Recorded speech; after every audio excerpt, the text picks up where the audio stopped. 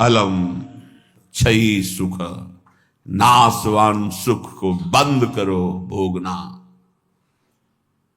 अलम विषय वार्तया नरक कोटि बीभत्सया, बंद करो ये विषय वार्ता का चिंतन कथन श्रवण, ये कोटि नरकों जैसा भय प्रदान करने वाला है। अभी तुम्हें समझ में नहीं आ रहा। ये विषय चित्र देखना, विषय चिंतन करना, विषय क्रियाएं करना बहुत करोड़ों जन्मों में किया है। थोड़ा संयम में हो जाओ। मानव जीवन की दिव्यता, आनंद की दिव्यता, उसका अनुभव करो, परमात्म तत्व का अनुभव करो, नहीं पछताओगे। यहां से कुछ नहीं जाना। कह रहे हैं अलम क्षयी सुखा प्रदैर युवती पुत्रादिकैर।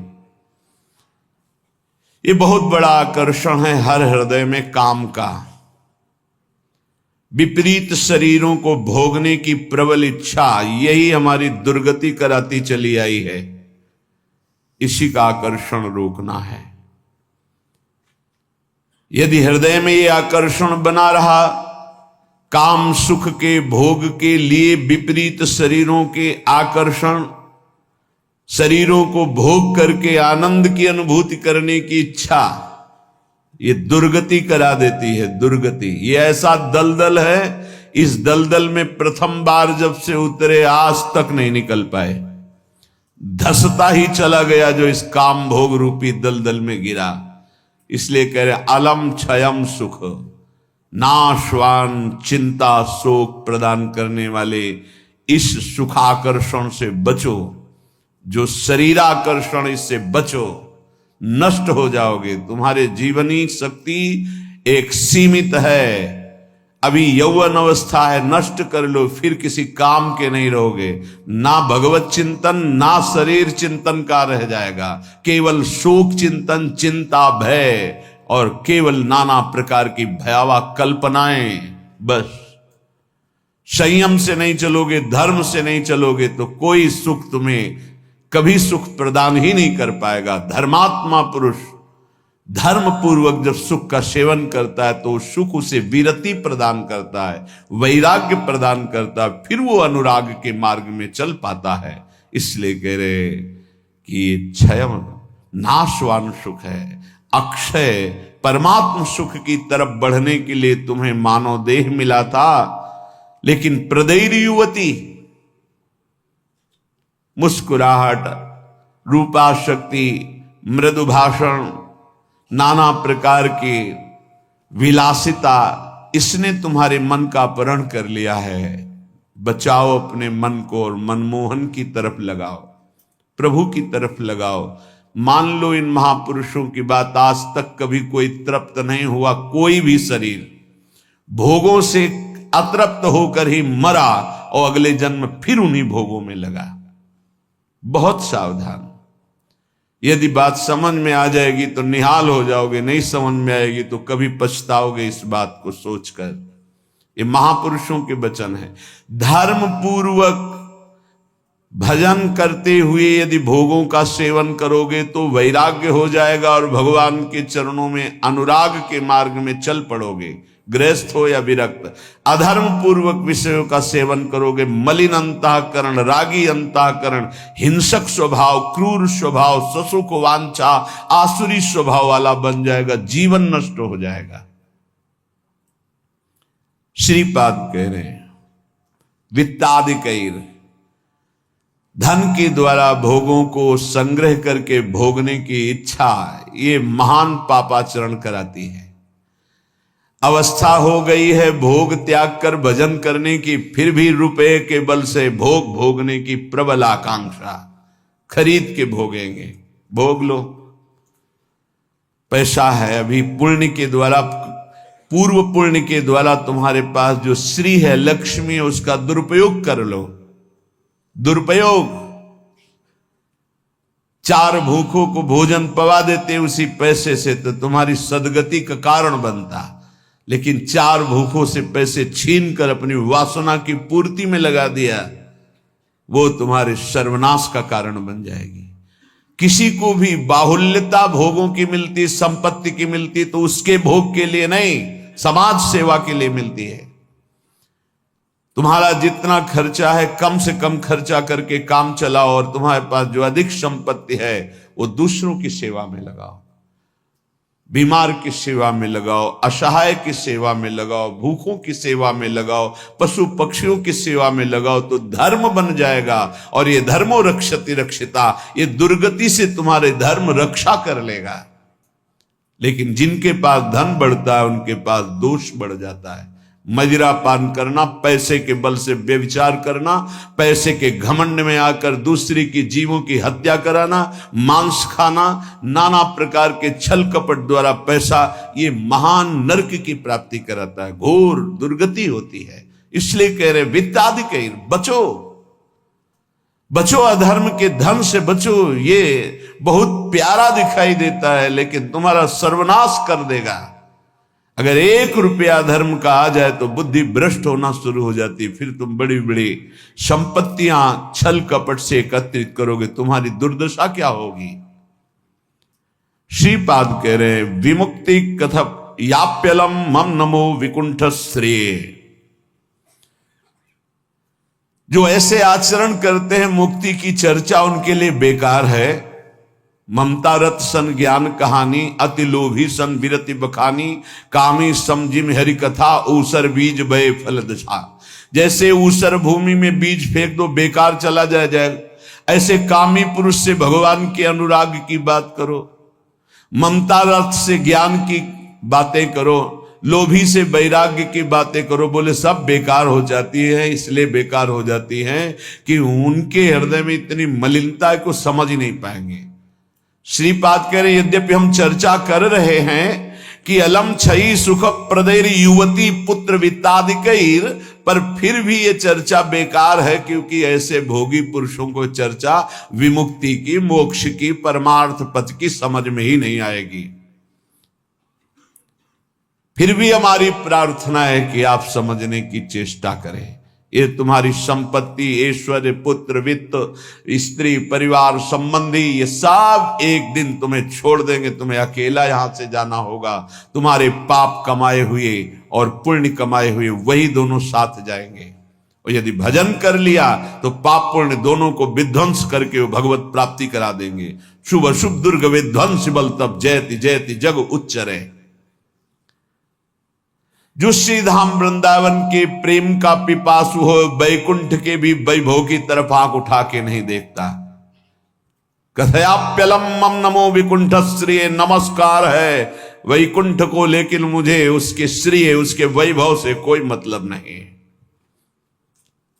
परम तु ही भवे भवे भवतु वार्षभाण्यथ, वृषभानु की पुत्री श्री लाडली जू किशोरी जू, परंतु मेरा मन श्री किशोरी जू के चरणारविंद में, जहां ब्रजेंद्र नंदन श्री लाल जो महाराज मुकुट झुकाए हुए हैं, रसघन मोहन मूर्तिम विचित्र केलि महोत्सवोल्लसितम, राधा चरण विलोडित रुचिर शिखंडम हरिम वंदे।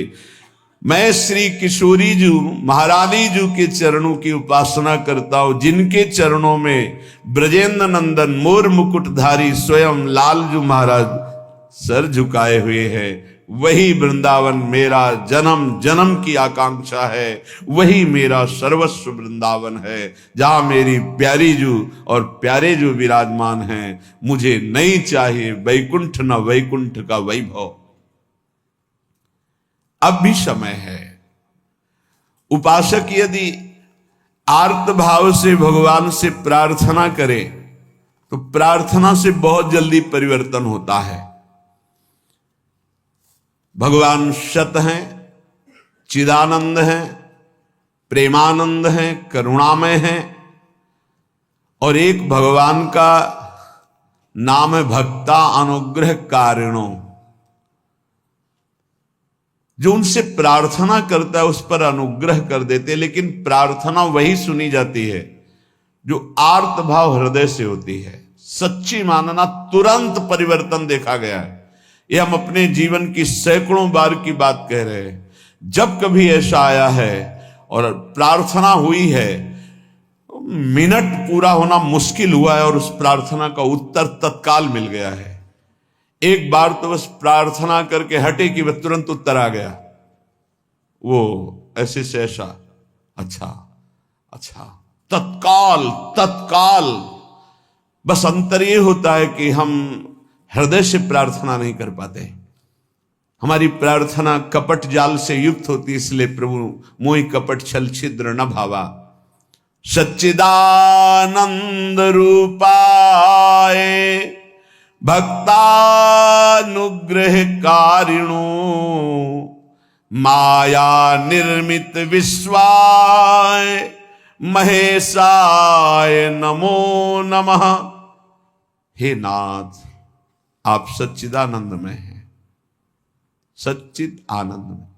तात्पर्य, हम आपको कुछ दे सकें ऐसी सामर्थ्य नहीं। सच्चिदानंद को हे पार्थिव जो मायाकृत पदार्थ हैं, भोग सामग्री, ये भ्रम हटा दीजिए। हमने कई बार प्रार्थना किया है, ये केवल हमारे भावों को प्रकट करता है, इसलिए वस्तु सामग्री का महत्व है। अगर भाव नहीं है तो कोई वस्तु सामग्री का महत्व नहीं। आप 100 कुंतल सोना चढ़ा दो, हमारे प्रभु के लिए कुछ नहीं है। कई बार आपको बताया है, समुद्र को रत्नगर्भा, पृथ्वी को रत्नगर्भा कहा गया है। ऐसे ऐसे पहाड़ हैं जो 4-4 लाख योजन के सोने के हैं, और वो सब मायाकृत है। आप देवलोक को जाइए, वहां स्वर्णिम भवन बने हुए हैं देव गंधर्व अप्सराओं के।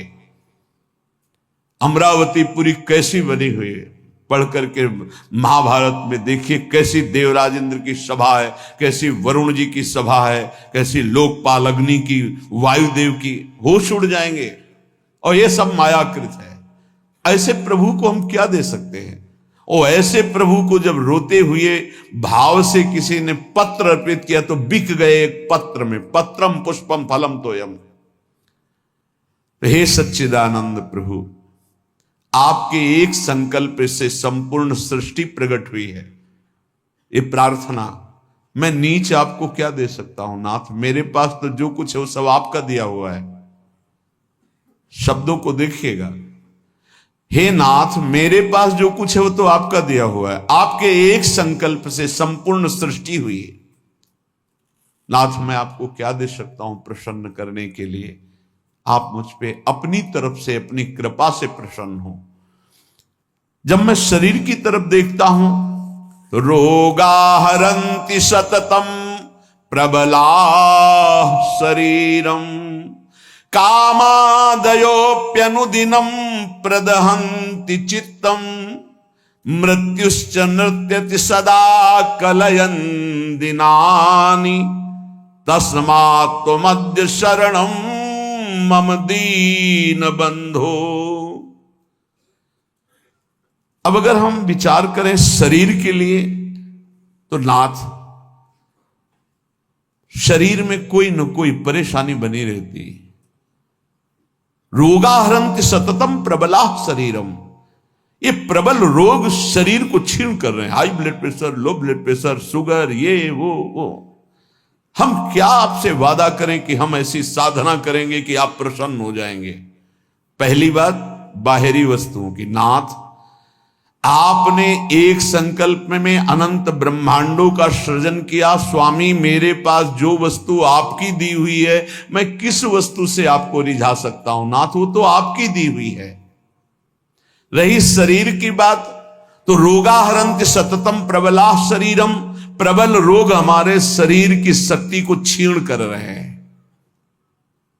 अंदर आए सूक्ष्म शरीर, तो कामादयोप्यनुदिनम प्रदहन्ति चित्तम, ये काम क्रोध लोभ मोह मद मत्सर इतना गंदा किए हैं अंदर की, हम कैसे आपको कहें कि हम अंदर से आपका ध्यान धर पाएंगे? कभी काम अपना प्रभाव दिखाता है, कभी क्रोध अपना प्रभाव, कभी लोभ, कभी मोह, कभी अहंकार, कभी ईर्ष्या। नाथ, बड़ा गंदा हृदय है। और पूरे जीवन की तरफ देखें, वादा करें कि आज संकल्प लेते हैं कि 5 वर्ष हम ऐसा करेंगे, तो 5 मिनट का भरोसा नहीं। मृत्युश्च नृत्यति सदा कलयन् दिनानि, नाच रही मृत्यु सिर पर, पता नहीं प्रभु कब हमारे शरीर का अंत हो जाए। इसलिए नाथ, मैं आज प्रार्थना करता हूं कि मेरे पास आपको प्रसन्न करने के लिए कुछ नहीं है।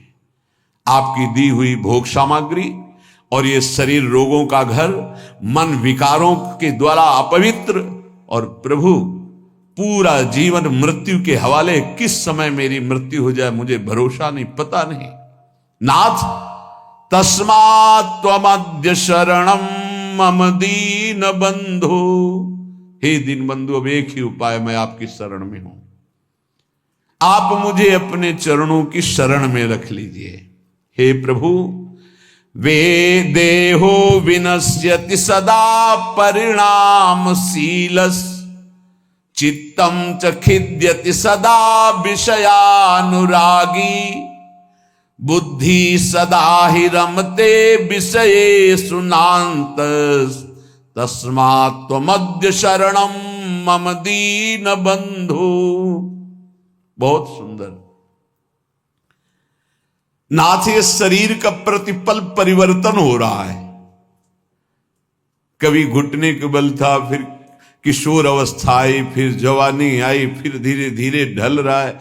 ये नाशवान शरीर नाश की तरफ जा रहा है और प्रभु मन प्रतिपल भोगों में लगा हुआ है, हमारा चित्त प्रतिपल भोगों में लगा हुआ है। ईमानदारी की बात देख लो, ये खाऊंगा, ये पीऊंगा, ये देखूंगा, ये भोगूंगा, ये भोगा, अब ये भोगूंगा, ऐसी ही गणित चलती रहती है अंदर। और मेरी बुद्धि बस एक ही बात, इस विषय को भोगने में ये सुख है निश्चय करती है, विषयों में सुख है। मारा गया प्रभु, मारा गया। कुछ भी ऐसा नहीं है जिस पर मैं टिक सकूं। शरीर टिक नहीं रहा क्योंकि नाशवान प्रतिक्षण नाश की तरफ जा रहा। मन प्रतिक्षण भोगों का चिंतन कर रहा। बुद्धि यही निश्चय करा रही कि भोगों में, रुपया में, घर में, मकान में, स्त्री में, पुत्र में, शरीर में, इन्हीं में सुख है। नाथ, कभी मैं आत्मा राम नहीं बन सका, अर्थात अपने स्वरूप को नहीं जाना कि मैं कौन हूं। इसलिए दीन बंधु, अब आपकी शरण में हूं, बचा लीजिए मुझे। हे नाथ, मैं आपकी शरण में हूं। आयुर्विनश्यति यथा मघटस्तथोयम्, विद्युत प्रभेव चपलाबत यौवनश्री, वृद्धा प्रधावति यथा मृगराज पत्नी, तस्मात् त्वमद्य शरणम मम दीन बंधु। प्रभु, जैसे कच्चे घड़े के प्रभाव को जानो कि पानी डालते ही वो फैल जाता है, नष्ट हो जाता है। कच्चे घड़े में पानी नहीं टिकता।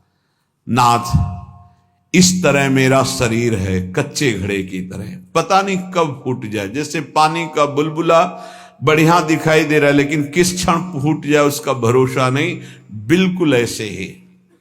विद्युत प्रभेव चपला बत यौवनश्री, ये जवानी, ये वैभव बिजली की तरह है। इसको भी देखा, बहुत चंद दिनों में नष्ट होते देखा। ये जो श्री अर्थात लक्ष्मी है, चपला है, इसे चंचला कहा गया है। ये किसी एक जेब में बराबर नहीं टिकेगी। वही रुपया लाखों लोग कह चुके हैं कि मेरा है और लाखों कहेंगे मेरा है, वो बदलता चला जाएगा, चपला है। आयुर्विनश्यति यथा मघटस्थ तोयम, विद्युत प्रभेव चपला बत यौवनश्री। ये जवानी, ये रुपया, ये भोग सामग्री, ये वाहवाही किसी की ब्याही हुई नहीं है। आज जवान हो, कल तुम्हारी दुर्दशा हो जाएगी। आज धनी हो, कल मांग करके तुम्हें खाने की भी हिम्मत नहीं रहेगी, ऐसी स्थिति आ जाएगी। बहुत होश में। वृद्धा प्रधावती यथा मृगराज पत्नी, जैसे सिंहनी खाने को तैयार है, ऐसे रोग युक्त वृद्धावस्था तुम्हारा इंतजार कर रही। जब धक्का लगा के घर से बाहर कर दिए जाओगे, कर्म के परिणाम में कुछ भी तुम्हारा नहीं, कोई भी तुम्हारा नहीं।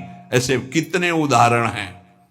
इसलिए अभी दीन बंधु, प्रभु के नाम जपने का अवसर जप लो। अभी प्रभु की शरण में हो जाओ, तुम्हारा मंगल हो जाएगा। इस पर भरोसा मत करो। जब घटनाएं सुनते हैं तो लगता है कि लोगों को सीख लेनी चाहिए। अपने पुत्र को 10,000 करोड़ की संपत्ति कमा के दी, उसी पुत्र ने धक्का मार के बाहर कर दिया और रोता घूम रहा है कि हमें अपने घर में रख ले। ए भाई, हरिशरणम अगर ये जीवन में नहीं है तो तुम्हारा सब जीवन व्यर्थ चला जाएगा। आयाद व्ययो मम भवत्यधिको अविनीते कामादयो हि बलिनो निबला समाद्या मृत्युर्यदा तुदति मां बत किं बदेयम। हे प्रभु, ये जो रुपये की आय है ये जीव को पागल बना देती है, धर्म से भ्रष्ट कर देती है। ये भी देखा है, जितना अधिक रुपया आएगा उतनी बुद्धि भ्रष्ट होती चली जाएगी। रुपये का सदुपयोग कोई महाभागवत कर पाता है नहीं। रुपया बहुत बुरी तरह कर्म बिगाड़ देता है। जहां रुपया बढ़ा तो फिर कर्म बिगाड़ देता है, कुछ नहीं, भारी प्रमाद। ये जो आप लोग बैठकर सत्संग सुन रहे हैं, बड़ी भगवत कृपा है जो आप यहां आकर के सत्संग सुन रहे हैं, भगवत कृपा। संसारियों को भगवत चर्चा सुनने की ना प्रेरणा होती है, ना इच्छा होती है, ना समय दिया जाता है। और जिसे सत्संग नहीं मिला जीवन में, उसका जीवन कूड़ा बना रहता है। गंदे आचरण, गंदा खाना पीना, गंदा व्यवहार। भगवत प्राप्ति करना है, भजन करना है, ऐसा कहीं चिंतन ही नहीं है, कहीं चिंतन नहीं। बस कमाना, ये सत्य है संसार, ऐसा भाव। कमाना है, मकान बढ़िया बन जाए, रुपया बैंक बैलेंस हो, अमुक कार्य सोचते सोचते मर गया, फिर अगला जन्म हुआ, फिर यही सोच, कब तक चलता रहेगा। आयाद व्ययो मम भवत्यधिको विनीते। और जब आय अधिक होने लगती है और बुद्धि ब्रविचारी हो जाती है, धर्म से अधर्म की तरफ जाने लगती है, तो फिर उसका व्यय गंदे तरीके से होता है, गंदे तरीके से। जो धर्मात्मा पुरुष होते हैं उनका धन बहुत अच्छी तरीके से, सो धन धन्य प्रथम गति जाकी। क्या? अस्पताल खुलवा दिया निशुल्क, बढ़िया दवा, बढ़िया डॉक्टर, और जो असहाय गरीब है फ्री दवा उनकी, भोजनालय निशुल्क, किसी भी तरह का कोई छल कपट नहीं, जो रूखा सूखा सब फ्री पवार। ये धन का सदुपयोग। गौ सेवा, लाखों गौओं का, पशु पक्षियों का पोषण हो रहा है। ये विद्यालय खुलवा दिया, निशुल्क विद्यालय, फीस डॉक्टरों की, मास्टरों की, जो भी जैसे, वो सब अलग अपनी तरफ से। औषधालय, विद्यालय, ये सब वो धर्मात्मा पुरुष का ऐसे खर्चा होता है। अधर्मी का खूब शराब पी रहे हैं, व्यभिचार कर रहे हैं, कितने रुपए लगे आज के नाच में, इतने लगे पार्टी में। अस्पताल खुलवा देते तो पूरे तुम्हारा परिवार का कल्याण हो जाता, कितना लाभ मिलता। जो धनाभिमानी हैं उनके द्वारा धन का सदुपयोग नहीं होता, जो भगवत चरणारविंद के आश्रित है उनका सदुपयोग होता है। बोले प्रभु, अधिक आय होने पर धन का व्यय गलत तरीके से होने लगता है। नाथ, उसका प्रभाव यह हुआ कि काम आदि दोष बहुत बढ़ जाते हैं, बहुत बढ़ जाते हैं। कामादयो ही बलिनो निबला समाद्या, इतना निर्बल कर देता है कि वो बुद्धि से निश्चय ही नहीं कर पाता कि ऐसा करना चाहिए कि नहीं, वो ना करने योग्य व्यभिचार करता है। कामाद्या ही बलिनो निबला समाद्या मृत्युर्यदा तुदति माम बत किम बदेयम। क्या कहूं प्रभु, इतना निर्बल कर दिया काम ने कि अब अपने को रोक नहीं पाता हो। अब तो मृत्यु का दंड मिलेगा और नरक की दुर्गति भोगनी पड़ेगी। नाथ, अब तो आप संभाल लीजिए, आपकी मैं शरण में हूं। एक ही उपाय है, तस्मात्। अब एक उपाय है, आपकी शरण में हूं दीन बंधु, आप स्वीकार कर लो। दीन बंधु, हे भगवान, तप्तं तपो नहि कदापि मयेह तन्वा, वाण्या तथा नहि कदापि तपश्च तप्तम्, मिथ्या विभाषण परेण न मानसं हि, तस्मात् त्वमद्य शरणं मम दीन बंधु। प्रभु कभी किसी तीर्थ में जाके कष्ट रूपी तपस्या नहीं की। करना चाहिए हर गृहस्थ को, विरक्त को भी। आप गृहस्थ हैं, वृंदावन धाम आए, एक दिन तो उपवास कीजिए, पानी पी के रहिए, चाहे जितने करोड़पति हों। अगर लाभ लेना है तो बात हमारी प्रार्थना मान लीजिए। एक दिन में मर नहीं जाओगे। एक दिन उपवास करो, 3-4 दिन के लिए वृंदावन आए हो तो 24 घंटे केवल पानी पी के रहो। नहीं ऐसी स्थिति आएगी महीनों पानी नहीं जाएगा मुख में। बात मान लो, तुम्हारे कर्म भस्म हो जाएंगे जो अशुभ कर्म करते हो।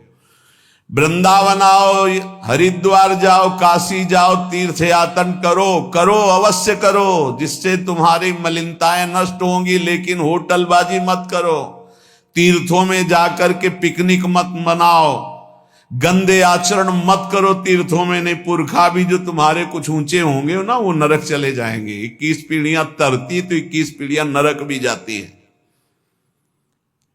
तीर्थ याटन करने का लाभ वही ले पाता है जो तीर्थों में जाके तप करता है, कष्ट सहता है। एक दिन जल से व्यतीत करो, दूसरे दिन फलाहार करो, तीसरे दिन थोड़ा अन्न ले लो। कोई अपराध न बनने पावे, बचा के अपने पुण्य निकल जाओ। कोई दोष दर्शन न करो, किसी की निंदा न करो, कोई पापाचरण न करो। तीर्थ आए हो, किसी को जब तक साधु संग नहीं मिलता तो तीर्थों का भी लाभ नहीं ले पाते। वृंदावन धाम आए, मुख में मसाला खाए, 25 से थूक दिया, वैष्णव आ रहा जब करते, और उसके पैर में पड़ा, सारे सुकृत उस थूकने वाले के नष्ट हो गए। दोना में चाट खाई, परिक्रमा मार्ग में फेंक दिया। उनको क्या पता है कि कहां क्या है। दीवाल में ऊपर लिखा है राधा, और वहीं खड़े लग संग। तुम्हारे पुरखा भी सुकृतहीन हो जाएंगे जो तुम आचरण कर रहे हो, क्योंकि तुम्हारे भाव का संबंध है वहां से। बहुत सावधान। तीर्थों में लाभ तभी ले सकते हो, लघुशंका बहुत देख के, कहां करना, थूकना बहुत देख के। तीर्थों में जाए, पक्का एक दिन उपवास करे, एक दिन फलाहार करे, एक दिन थोड़ा सा अन्न, और वो भी पवित्र अन्न। ऐसा नहीं कि आदेश कर दिया खूब छौंक बघार के, प्याज लहसुन हो, ये वो। तीर्थ याटन करने गए हो, ऐसे थोड़ी जाया जाता है तीर्थ याटन। मनोरंजन के लिए मत जाना कभी हरिद्वार, ऋषिकेश, काशी, वृंदावन। मनोरंजन के लिए मत आना। अगर मनोरंजन के लिए आए हो तो जितने सुकृत हैं सब नष्ट हो जाएंगे। यहाँ का होटल लिया और वही सब करते हैं जो बंबई कलकत्ता में करते हैं। बंबई कलकत्ता नहीं है, ये नित्य विहार स्थली प्रिया प्रीतम के। एक सुकृत करोड़ों सुकृत के बराबर, और एक पाप करोड़ों पाप से भी भारी पड़ेगा यहां। इसलिए होश में तो कह रहे प्रभु, तप्तम तपो नहीं कदापि मयेह तन्वा। इस शरीर को कभी तपस्या के द्वारा कष्ट नहीं दिया, तीर्थों में जाके देना चाहिए कष्ट। अब माघ में देखो ना, बड़े बड़े सुकृतशाली वहां जाते हैं, पांडाल खोलते, संत महात्माओं का वास कराते, भोजन कराते, और 3 बार नहाते हैं। और माह महीने में गंगा जी का नहाना भारी तपस्या है। ऐसे एक डुबकी लगाओ तो लगता है सर है कि नहीं है, कुछ पता ही नहीं चलता, इतना ठंडा चल रही वायु। हाँ, गीजर में नहाने वाले गंगा जी में कब डुबकी मार पाएंगे। तो तीर्थों में जाते 8 बजे वहां से उठे हो, गीजर से नहा धो के पान वान खा के बाहर। ऐसे तीर्थ नहीं होते। 3 बजे तड़के जाओ, गंगा स्नान करो, बैठो भजन में, माला चलाओ। 3 दिन 4 दिन जो वृंदावन वास, तीर्थराज, प्रयागवास, काशीवास, ये कठोर तप पूर्वक किया जाता है। पर प्रभु कभी ऐसा नहीं हुआ। दीन बंधु, और वाण्या तथा नहीं कदापि तपश्च तप्तम। वाणी का कभी तप नहीं किया। शरीर का ये तप है तीर्थयाग, और वाणी का तप 2 घंटे 3 घंटे बैठ गए, खूब नाम कीर्तन किया, राधा राधा राधा। नाम कीर्तन में मन बड़े पुण्यात्मा पुरुष का लगता है। और नाम संकीर्तनम यस्य सर्व पाप प्रणाशनम, समस्त पापों को विध्वंस कर देता है नाम कीर्तन। तो वाण्या तथा नहीं कदापि तपश्च तत्तम, नाथ कभी शरीर से तो तप तीर्थों में किया नहीं, वाणी से कभी नाम कीर्तन का तप नहीं किया। पूरी चतुरासी जी गा लिए, सुधा निधि गा लिए, यमुना के तट पर बैठ करके आए 2-4 दिन के लिए और परिक्रमा लगाए, नाम कीर्तन में बैठे, नाम कीर्तन किया, ये कभी तप नहीं किया। मिथ्याभिभाषण परेण, जबान से झूठ बोलना, गाली देना, निंदा करना, पापाचरण करना, प्रभु शरीर से पाप, वाणी से, और मानसम ही, और मन से प्रभु पूछो मत, मन तो सदैव पाप ही सोचता रहता है। तस्मात् तुमद्य शरणम मम दीन बंधो, हे दीन बंधु ऐसे मुझ नीच को अपनी शरण में रख लो।